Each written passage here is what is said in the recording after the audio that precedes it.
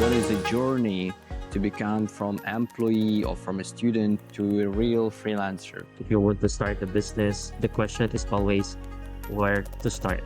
Market is in general booming. There is so much people around trying to become a freelancer. So if you are someone who doesn't want to communicate, real talk, freelancing is not for you. There is 7 other billion people in the world to whom you might send a message. And if even 10% of them will tell you no, in reality, nothing crucial has happened. So there's no actually reason for you to say that, oh, I'm not equipped, I'm not good at that. Hey guys, AI is there. You don't have to overthink. It's already available. And most of the AI right there is free. Hey everyone, this is Shan, and we're now on the second episode of our podcast where we navigate the freelance landscapes here in the Philippines. And once again, I am the co-founder of Nara Labs, a startup Web3 company here in the Philippines where we build software dedicated for crypto accounting services.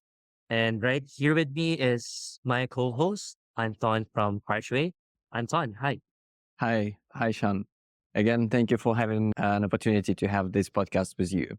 We're in Archway Finance, basically helping with cross-border payments to freelancers and remote talent. And today we have a super interesting topic, which is a continuation of previous podcast, where we would really want to show and tell more about how to become freelancer on Philippines. For Filipinos who are presented by Sean, it's really a ton of good advices how to do it locally in your country. And for me, from European and Western perspective, it's a good way to understand actually what is a journey to become from employee or from a student to a real freelancer, because we're searching for different ways how to help people during more steps during this life change. And that's why this topic is super interesting for us. Okay, Sean. So let's start. First question would be probably pretty generic, and then we will dive deep into details. How to start freelancing career in the Philippines if you don't have any experience with freelancing before? So yeah, that's a very good question. And it's something that many Filipinos for now might be really asking. So how to really start? If you would want to be able to do something, if you want to start a business, the question is always where to start. So for me, here's my advice for those who would want to start freelancing. So the initial challenges would be establishing the credibility and securing initial skills to actually become a freelancer, because you have to actually equip yourselves with the right skill, with the right knowledge for you to actually start doing this kind of business. And I considered it as a business because freelancing is something that you actually do out of your own responsibility and accountability. When you're a freelancer, you're not anymore employed. You are not anymore working under a corporation, or you're not under a boss or a manager that will actually micromanage you. But if you're a freelancer, you have to be actually be disciplined enough to treat whatever you're doing online as a business. It's a pretty big question where to start freelancing. But for me, the best way to actually start is to really find a problem that you can solve. Here's a pretty much a deeper level of actually starting something. So if you're a freelancer, you have to choose a market. Even if you don't have any portfolio, if you don't have any experience, right? You have to choose a market that you would want to serve. So that's the first one. Because if you have a market, you have a target audience that you would want to serve, clearly who you would want to be helped. Once you're able to choose a market, you can now research on that market. So going to do market research, what are the common problems of this market? So when you understand the problems of this market, you actually get to know how are you going to help this market through your services or through your offered solutions. And once it's clear that you can provide those solutions to their problems, then you can actually offer that to these clients, to this market. And with that, business is being made, business is born, and you can actually market yourself and your offer, your skills, your services to this market. And you don't have to be an expert. You don't have to be an experienced one in order for you to do that. Because in every business, there's Okay. always a problem need to be solved. Okay, so Hmm. same thing with freelancers. Because as a freelancer, your product is yourself. You have to market Yeah. yourself. You have to sell your services. And of course, it's not really the services that you're actually selling. It's the results. But it's very important if you are starting that you would always start from the problem. Start from the problem Hmm. and choose whatever, however, are you equipped to be able to solve that. For example, in your real life situation, a market that you have chosen may be e-commerce, online shops. Let's niche down a bit more. Health and wellness e-commerce stores. So these are online products that's focused on health and wellness. Now that you have the chosen market, you have to research what are the common problems of this market. And once you have that, for example, their common problems is they have low sales. You have to deep dive. Why is that their problem having low sales? What is it that they're doing and what is it that they are not doing? Okay, so if they're doing, for example, a marketing plan or a marketing strategy, for example, they're doing social media management, or maybe they are not doing social media management. That's where you come in. That's where your expertise, that's where your offered solutions can you actually leverage on. So if they are not doing well on social media management, then you can become a social media manager for them. Now, if you don't have any experience, then here's the time that you have to actually invest in yourself. You have to learn skills. You have to equip yourself with knowledge. Pretty much sure the AI is already available. We already have most available resources on YouTube, on TikTok, on Instagram, on Reels, on online, Hmm. on Google. You can definitely search about it. What matter most is the reason why you're doing things and the value that you actually provide for the client that you're going to take. So if you have that I kind of see. structuring in your mind, it's not just freelancing itself. It's more of a business, creating yourself as a business entity, serving clients online. So you don't have to be experienced with that. You don't have to have your portfolio.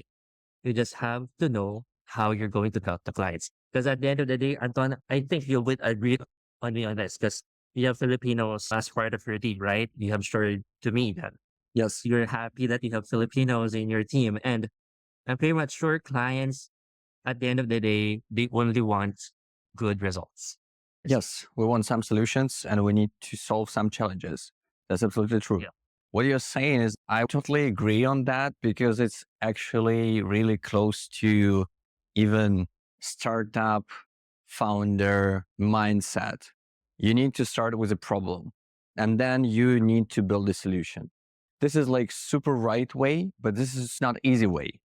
Sometimes it's super tough way. And when I was thinking like, okay, if I will put myself into the shoes of freelancing while being in Filipinos, knowing that market is in general booming, there is so much people around trying to become a freelancers, etc. If I will ask you another question, which might be super easy approach, when you look on the Filipinos markets, in which professions you still see the demand? Basically, you have not enough people still. Because if I would try to do not this startup mindset, which is super good, and basically it is long term, much more prosperous, but I would try to start quick and dump. I would just look, hey, who's still missing around? Who I need to become? So I would be demanded. And from your perspective, while being in Philippines, if you will look on different marketing services, IT, virtual assistants, who is still missing? Who is still highly demanded in the Philippines? Okay. I think that's a good perspective because here's the thing. All services are actually equal. You just really have to find the right problem to solve. Because I do believe that there's no such high demand service or skill for freelancers right now. Because every skills are Okay. actually good for businesses as long as it's needed as a Mm-hmm. solution. Now, Mm-hmm. that's why I actually shared a while ago, if you are starting, it's really important to start with the problem. Because whatever problem that is, if you know the problem and how you are going to solve that problem, then it's actually in high demand. It just so happened that maybe in some, situations, there are actually very booming skills. For example, I would share that as a copywriter myself, I'm a copywriter, I'm an email marketer. Some say in our industry that, oh, email marketers and copywriters are the best or the most in demand skill because all type of businesses needs copywriter for their sales. That's why they're actually highly in demand. But in reality, it's just so happened that many copywriters actually present themselves better than other skills. But in all truth, all services are just as in demand as each other skill, as long as it provides the solution to the problems of the market. Yeah, for me, I I'm see. I'm not biased. I don't have any bias, but definitely, of course, real talk. We can say that there are really famous skills or in-demand skills right now. For example, web development, because it really takes a lot of effort, time to design, to code websites. So it's really high in-demand skill that actually pays a lot. Project managers, online business management, even social media managers, it can have an in-demand era, but definitely all skills are just the same. The important is the value that you're providing for your clients. So if you have that Okay, I see. mindset, whatever offered solution that you will present, as long as it's important, as long as it's the beneficial, as long it will be helping the business of your clients, then it's in demand. I would then sum it up in general. If you would like to become a freelancer, in general, you shouldn't have skills. There is a lot of places where you can learn skills, but it is super Yes. crucial to understand who you're going to serve and why you're going to serve. Mhm. And what I would add to Exactly. that in general, this niching into specific problem, into specific market, in the specific area would just make you a huge differentiator. Because if you're just one of many email copywriters, you're basically like one of many. And if you're saying, hey, I'm a email copywriter who is writing best emails for the face creams, for the like spa things and this like health and woman beauty stuff, then you're like one from two people maybe who would apply for the job. And there is a lot of shops that are making these things, and you just can really concentrate on something really niched and Mhm. excel in that. Because again, you would have so many data to compare. You would do a repetitive job again and again. You will see results on the previous same thing, same segment, just changing a tiny words. You can make a bit difference. And this is where your expertise will be super niched and you can charge 2 times, 3 times more Yeah. because you would also have much more materials to reuse it. Because it doesn't matter if you're Yeah. using that for the shop, which is based in Australia, in US, into UK. Those shops, they're not competing between each other. You can freely share whatever you have developed with a previous client and you can reuse it. You can save a lot of time and you can bring much bigger value. So I'm totally agree with that. On the other side, I would also say that while being a freelancer, and it doesn't matter what type of job do you do, if it is web development, email copywriting, VA, there is a specific set of settings inside of you. It is also like soft skills, not like hard skills in terms of expertise, but soft skills Mhm. that you as a freelancer, for example, after you change in your job, when there is no manager, no one is looking after Yeah. you, no one is Yeah. supporting you, and you just on your own, what are the soft skills that useful for freelancer? And one another case, whatever you do, you need to have it. All right. Okay. Before I proceed to the answer that I would want to say, I just want to commend you that you hit on the spot when you talk about specificity on really choosing a market, on really making yourself as a specialist, as a freelancer, because it's very, very important. But that's another topic that we can also discuss on how is it really different when you have specific niche and versus being a generalist. So that's Mhm. another topic. But yeah, going back to your question, very important skill that you must have as a freelancer is communication skills. It's Mhm. something that's inevitable to have. Because if you are doing freelancing business, you have to be a good communicator. And I've met a lot of people who are actually introverts who are just staying behind the laptops and their computers in their homes are actually good communicators because they were able to know that it's needed as a skill, most important part of being a freelancer. Because if you cannot really communicate well, it's really hard to build business. It's really hard to talk to your clients. If you cannot even speak in English, how are you going to understand the needs of your client? That's really something that you have to work on. And good thing is communication is something that you can learn as long as you actually do your best to try and try. And that's something that I am proud for Filipinos because Filipinos having our second language as English, it's quite easier for us to communicate well, especially with foreigners like you. You're in the Europe, you're in your European country. It's easier to understand the things that you have for your clients. So that's one It's just communication. opening up so many doors. Definitely. Totally agree. Because I can only speak for Philippines. The reason why Philippines is all over the world, because they can speak in English. We can speak in English. We can communicate in English. We can understand easily. Even I have some clients before that have broken English, but I can still understand them and I can actually understand their problems. And by that, you can actually help them solve those problems. And that's very important. Because if the communication is the problem itself, it's really hard to proceed to the next stage of doing freelancing. So it's a very important soft skill, communication.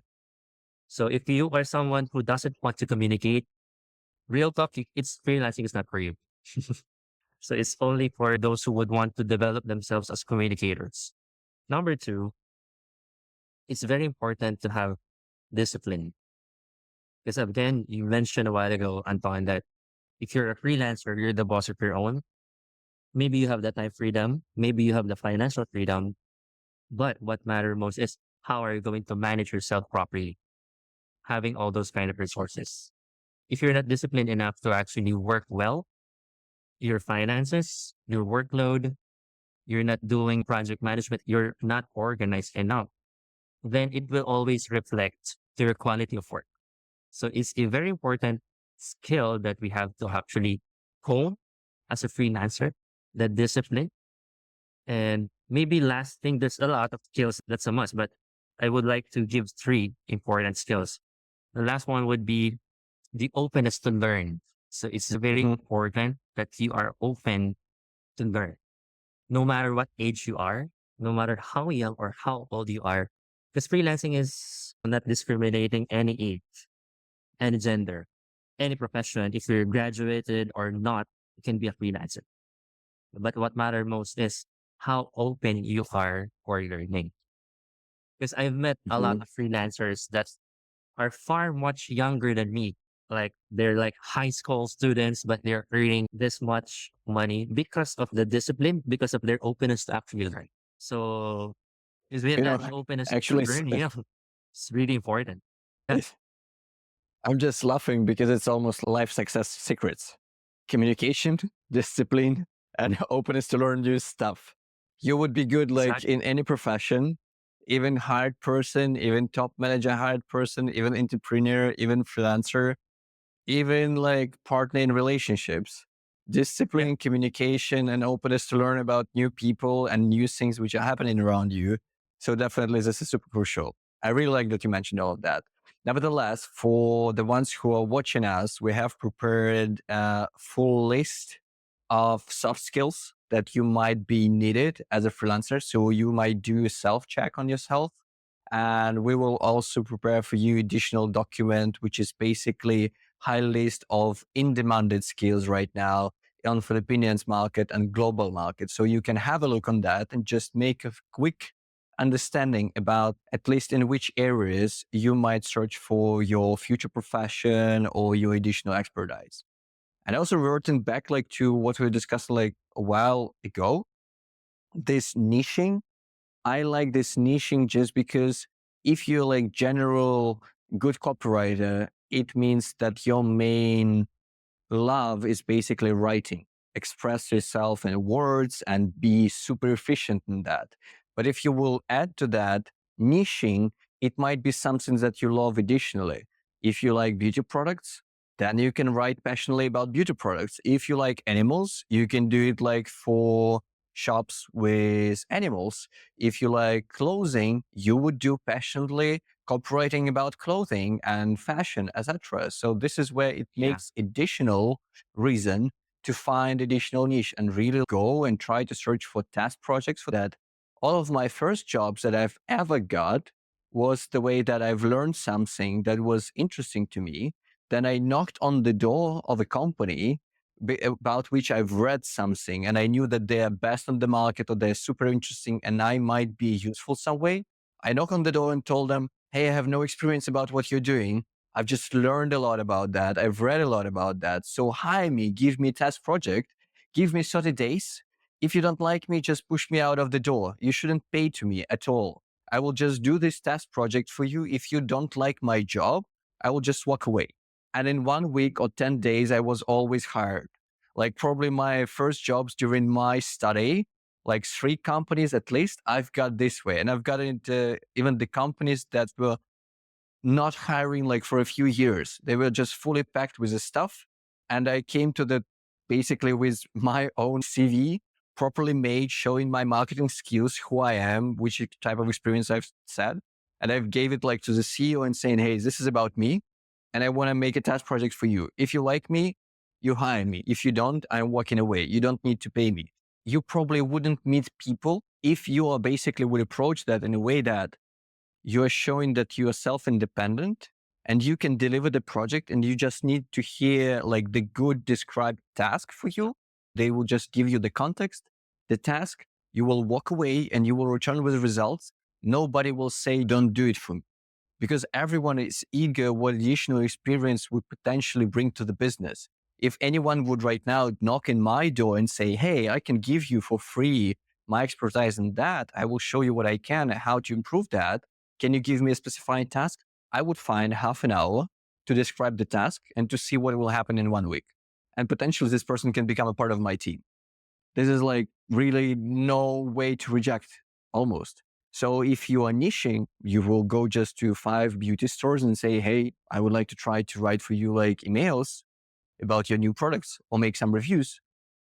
Probably a lot of people would say yes. So just think about that.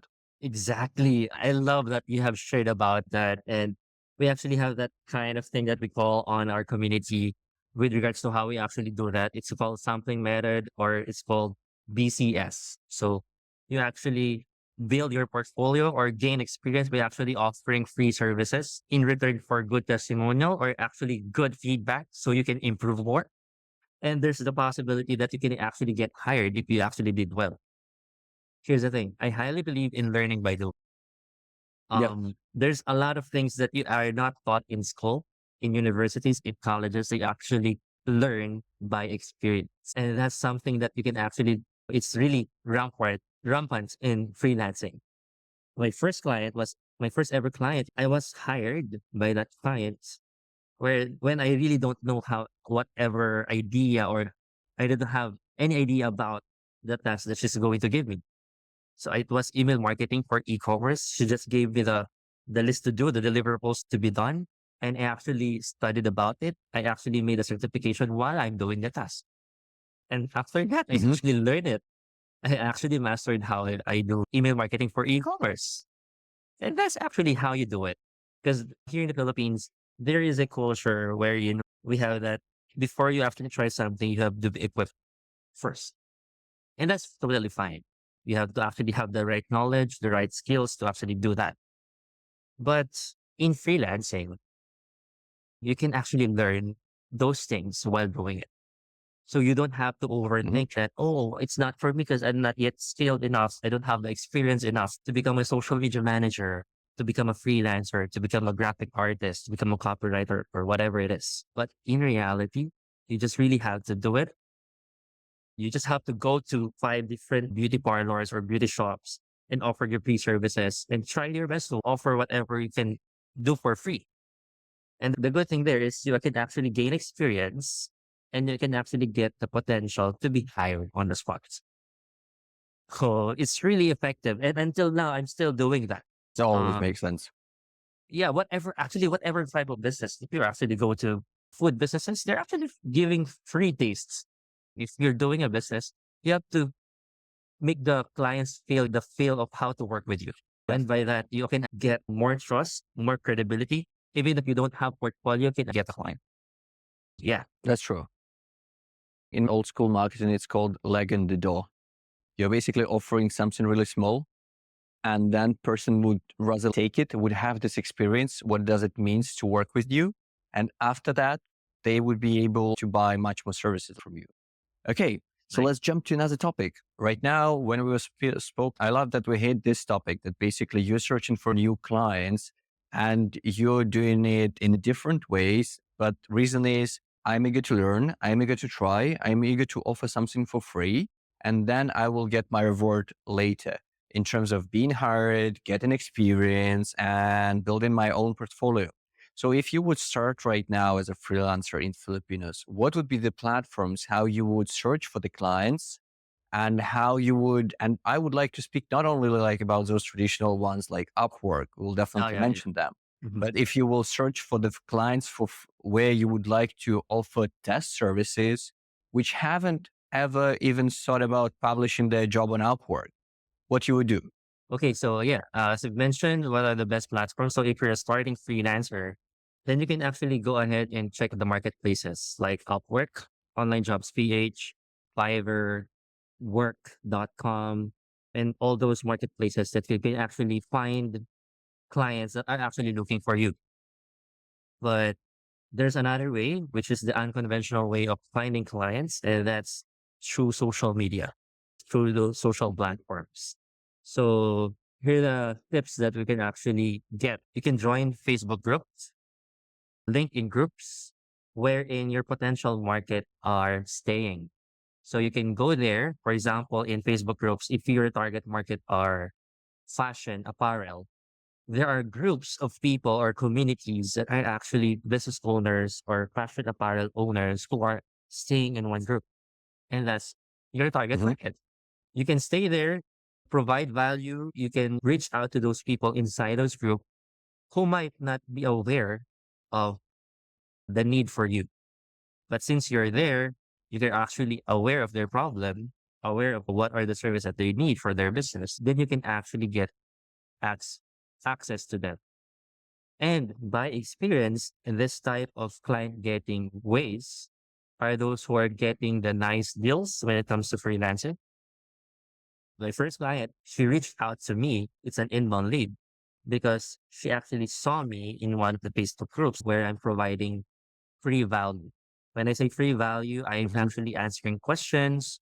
I'm sharing my thoughts on their problems for free. With that, I become the top of mind of those clients and they actually reach out to me. So that's one unconventional way that you can try. And of course, LinkedIn groups, same thing. These are the platforms that you can actually use. Are you already using on a daily basis? For example, Facebook, Instagram, or even in TikTok. You can actually get clients on those platforms because definitely there are business owners there. For example, if you're e-commerce, it's very rampant in Facebook. You just find ads that are running e-commerce. There's a lot. And you can definitely reach out to those pages, to those websites. You can get their emails, who are the owners or the decision makers that you can actually offer your free services or your leg on the door freebies to get actually their attention towards you. Yeah, I think that's So one thing that I could share for that. I would go into Apollo or similar databases where I would search for the founders of e-commerce Yep. shops, which are related exactly like to beauty. You have here contacts of those people and I would write them emails. I will find them like on LinkedIn specifically. And I will just message them, hey guys, I'm going to do for you like review of your products. And this is going to become like email marketing campaign, or I will do for you something like additionally. This is what would be my approach probably. Question in relation to when you're writing proposals, because I think a lot of people also having fear to approach people, Mhm, right? To yeah. start this communication. And if you do it like repeatedly, you're feeling totally fine.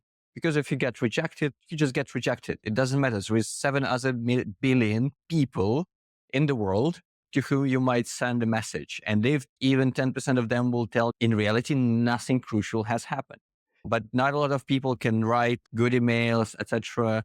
Do you know if there is any, for example, like again, learning courses, learning resources in Philippines where people can learn that? Or if you have any specific experience with teaching people to use ChatGPT and those AI tools, how to propose people? Do you have any advices on like how to quickly hack it? Because yes, there is Upworks, but how to fight basically against the guys who are already 10 years in freelancing? They know their job. They know how to offer what I'm as newbie can do.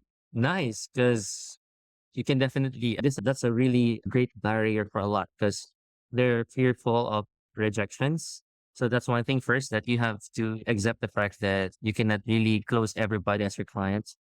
But if You you're will close actually few for afraid, many. It's fine. yeah, And it's fine. definitely. And it's totally fine. But my advice for those people who are starting on how am I going to make my proposal? How am I going to be at par of those experts that went beyond me 10 years ago, who are copywriters already, who are great freelancers already, who are closing 6 to 7 digits a month? Who am I to compare with them for competitor to actually get my first client? So there are a lot of courses that you can actually get to equip yourselves to make yourself better. Here in the Philippines, there's a lot. There's a lot of digital courses that you can actually enroll with, that you can apply. Even the governments, I'm currently giving some free sessions and webinars with our governments. And yeah, the government is very much supportive with Filipinos to put themselves out there in freelancing industry. And yeah, you have the YouTube again, the Google, to really actually ask everything that you can ask for. And the best thing right now in our era, we already have our AI. So I am a very big user of AI, ChatGPT, the Open AI, Google Gemini AI, all this language model AI chat support that you can really actually leverage on using, connecting, on reaching out to your possible prospects, on even actually making email copies for you or cover letters to actually help you out. If you really don't have the talent to actually write good cover letters, you can just prompt this AI tools to actually help you out on creating those. So there's no actually reason for you to say that, oh, I'm not equipped, I'm not good at that. AI is there. You don't have to overthink. It's already available. And most of the AI right there is free. So we can have the access to it 24/7 as long as you have the internet connection. Thank you for sharing this idea about not overthinking and all AI tools. Probably I will just show you my position as a person who is frequently hiring on Upwork. And what I see is basically that people are answering and I'm getting like really detailed answers that are all pretty the same. It doesn't have any difference. And then I got 30 replies to one job and 25 of them are really just like copy pasting what I've told in my job task and then adding like few things that I'm the best one, I can handle that for you, etc. And this is already like pretty negative sign. I'm just doing some down. This person hasn't even thought about that. Maybe even like some bots replying instead of real person, etc. So my advice would be, I don't want you as a freelancer like to, even if you don't have experience, especially if you don't have an experience, use AI tools. Ask them to provide you three potential answers. Be creative in those answers. Make them really different from different perspectives, still like an artist. Take one sentence here, then one sentence here, etc. Put it together by yourself. Make it short and friendly. I know this person is super great one because he has invested so many time to writing these things on his own. He did his research. This is definitely valuable just to read the answer itself. So there is like super high probability that I would hire this person. Today, things become a bit twisted. Now I see lengthy answer. It looks like standard one. I already can recognize that this is AI. I don't need AI to recognize that. I would read to the answers that are genuine, that are like more shorter, that are like straight to the point, because from the whole problem that I've described that I need to solve, it's enough to say me, hey, I'm going to help you with that one. And I know why specifically. This is what is my specific experience. And if you don't have an experience, you can say, hey, give me this job for free. I will do my research additional 10 hours. I would just like to try. And I would like to give you this job. Even if you will hire someone else, just ask me to give you an opportunity. I would do that. And this is would win over just copy pasting for me like big lengthy answers from ChatGPT. This is my personal experience, like from being a person who is like employing. And I would say that this like era of AI giving us a lot of opportunities, but also things become twisted.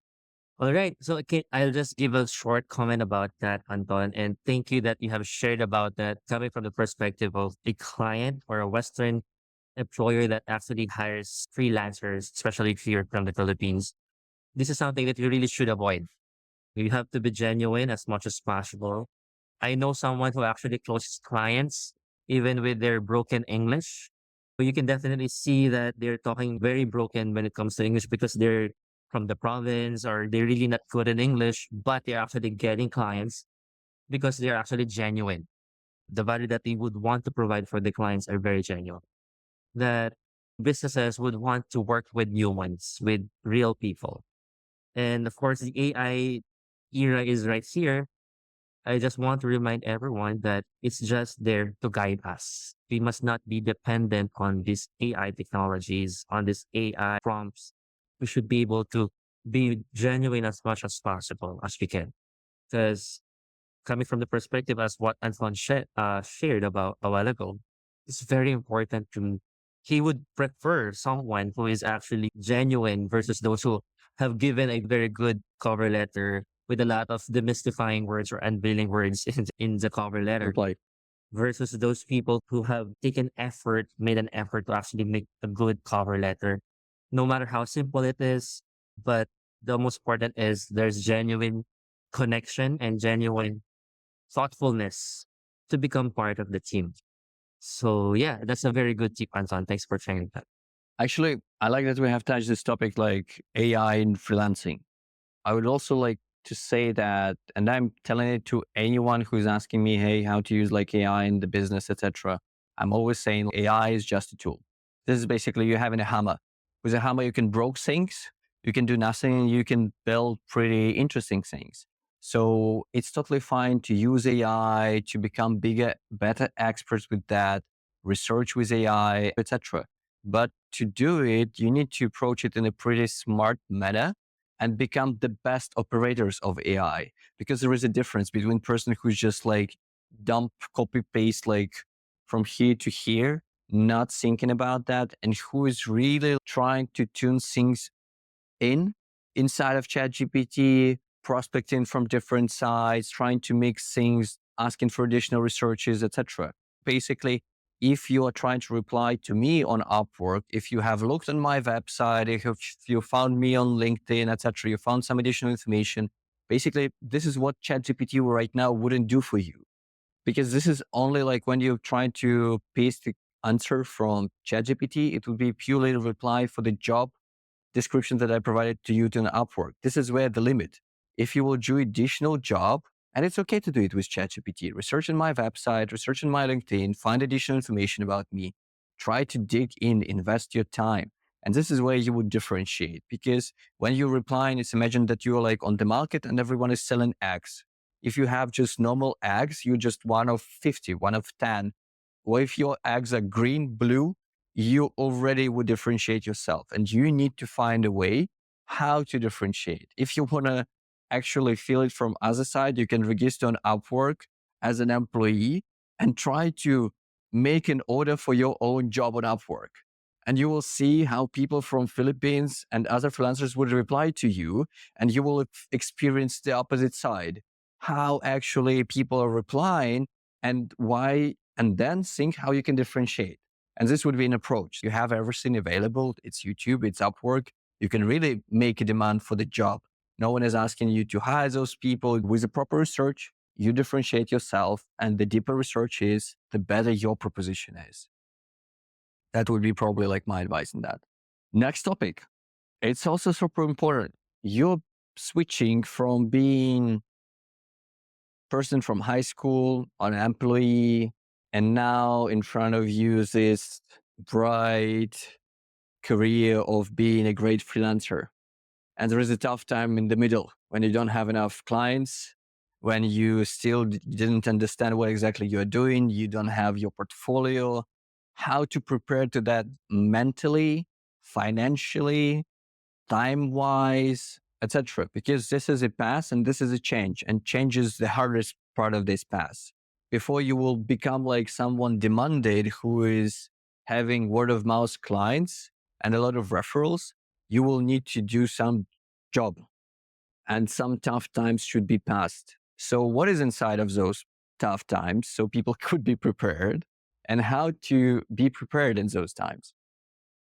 Okay, I have this call. I would like to remind everyone that despite rainbows and sunshines, there's always the storm and the rain. And it's always part of the process. If you're trying to do something, especially if it's something new, it's there will always comes a time that you will be challenged, you will feel pressure, you will actually feel burnt out. So I'm not saying this to actually discourage aspiring freelancers out there, but here's the thing. Whatever kind of work you're going to do, there's always challenge. There's always this thing that you should have to undergo for you to actually grow. And challenges are meant to actually shape us better. So that's the same thing for freelancing. If you're trying to start freelancing, for example, for me, I came from a corporate job. Actually, my dream job before, I was working with my dream job. I have the compensation that I want, all these benefits that I have. And when I actually give that up, of course, there will always be times that I will actually ask myself, did I actually make the right decision? Especially when times gets rough in my freelancing journey. Going back to that, I realized that what makes me going is my vision. It's very important for me that the vision that I have, the goal that I want is very clear to me. So that whatever it is that will actually come through, whatever life throws at me, I can actually still focus on the goal. And while focusing on the goal, it's a good thing that I actually enjoy the process of doing that because another thing that I have with me is my community. I have community freelancers with me that actually help me emotionally, morally, in support. So in our community, I actually have mentors, I have coaches, I have my accountability buddies. I even had right now, I'm a coach. I have my mentees. And that actually helped me overcome those challenges. Because as a freelancer, again, you become a business owner of your own. You become the boss of your own. You are the stock of your own. You are make more likely a solopreneur. It's sometimes it's different from corporate job because you have actually colleagues, you have workmates. But if you're actually working from home or you're a freelancer, you left on your own. Especially if you don't have any relatives or friends in your network that actually do the same with you. But you have to find your tribe. You have to find your community. You have to find people that have the same mindset as you. This community is very important because definitely challenges will be present. There will be down times, there will be up times. Life is a cycle. Life is a wheel. You're not always on the top. There will be time that you're on down. But what keeps me going, especially for me, I'm speaking for myself, is my community. And good thing that my family is also supportive of the things that I actually decided to do. Yeah. And at the end of the day, it's you who actually makes the step forward. Yeah. Okay, I see. I will still would like definitely people and your tribe, try to find people around who would like to do the same change. Get support or get in the tribe where a lot of people already did this change and they will be supportive to you. Because I doubt that anyone in those communities would say, hey, I would like to get to my normal job rather than not doing freelancing. Because really, when you get to a certain level, you're becoming the boss of yourself in the positive sense of it, where you're really deciding when you want to work. If it is weekend, if it is weekday, it doesn't matter. It's up to you. If you want like to work through the night, it's up to you. Have your day fully free, enjoy your life. This is up to you, but you need to get there. And when you were switching like from the normal job to the freelancing, I suppose it wasn't like one day cut and you become a freelancer, and you're definitely not employing yourself as a freelancer immediately. So this is like the job when you're normal, probably you continue to work your normal life, normal job, and trying to learn and trying to get new clients. You're doing that over the weekends, over the evenings. How this transition usually looks like? What is the best experience of people in that?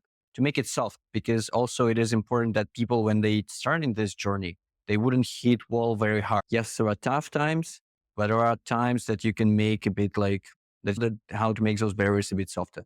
Okay. So you have to actually prepare mentally, financially, emotionally. those things, and socially, of course. So, first is you have to prepare yourself mentally because you are trying to do a new thing for your life. So definitely you have to equip yourself that or put yourself into a personal development stage or state that okay, I'll be doing this because this is what I want, is my goal. So you have to accept all the consequences behind what your decision is. So that's preparing yourself mentally. Socially, of course, again, you have to find people around you to actually help you socially to be able to transition well or transitions well. And of course, you have to prepare yourself financially because, for some, it might not be an overnight win if you try to start freelancing and you have to actually really went through the eye of the needle to actually make a breakthrough.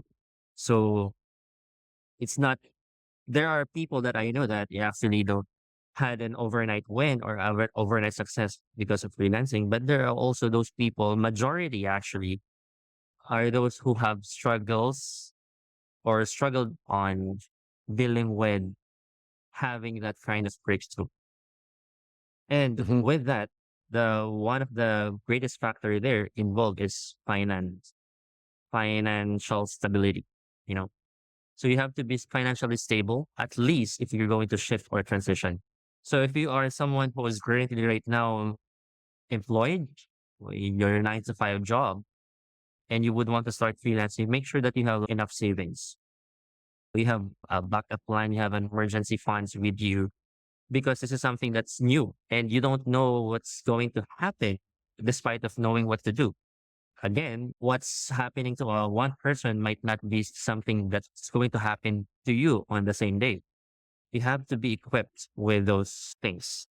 I know I was listening to you, and again, it's very interesting that podcast today reverted me to that thought already like the first time. And this is where we have started about like finding this specific niche and passion and love. Because what I'm thinking again, you're in Philippines, you're in India, in Pakistan, whenever you are, and you're like digital freelancer, there is so many clients globally. Literally, it's like hundreds of thousands, even like beauty shops. Imagine that. This is like huge number. It's not like few in your neighborhood area. It's like hundreds of thousands of smaller and bigger shops, etc. And I also understand that while you're making this transition, and if you have like normal job that you might particularly like, you might enjoy it. It's different always. But if you're going to make this transition into freelancing, it would be very stupid, honestly, to choose the niche that you don't like and that you don't enjoy. And if you will choose something that you like and enjoy, first of all, you can do this transition like during the evenings and weekends, because something that there is a famous quote, when you do something that you like, you do not work. It's a hobby. It's a joy. If you will invest your time into learning something or in an area which you're genuinely enjoying, it means that this transition can be done much, much more smoother. You can work normal job. You can do this project and learn it during the evening, sometimes during the weekends, enjoy a little of time, even within 1 year, right? Within half a year, 3 months. Take as much time as you want to make it comfortable. It's not like the jump from cliff, right? From today to tomorrow, you should become a freelancer that is able to feed himself and his family with purely freelancing revenues. It's not that way. You have as much time as you need and choose what you like and do this just small steps, improvements, learnings, task projects, etc. And probably at some moment, even without leaving your normal job, you just had this hobby which is going along your normal job. You suddenly would appear in the situation where you have enough portfolio, where you have enough experience, enough skills, and already enough demand to switch fully and maybe do the job. Okay, now it's half time and I'm already almost fully booked for my freelancing job in the area which I like. And then it would become a full 100% transition, trying to find the problem which you would like to solve and take it in the area which you're genuinely enjoying, because everyone has hobbies. Someone liking, I don't know, growing trees and flowers, someone like pets, someone like beauty and all this kind of stuff. And there is a plenty of things that you can do. The nicest thing about global freelancing is that you have so many clients available. It's almost like unlimited market. You can choose literally whatever you want. And if you become an expert in this niche, you're winning it.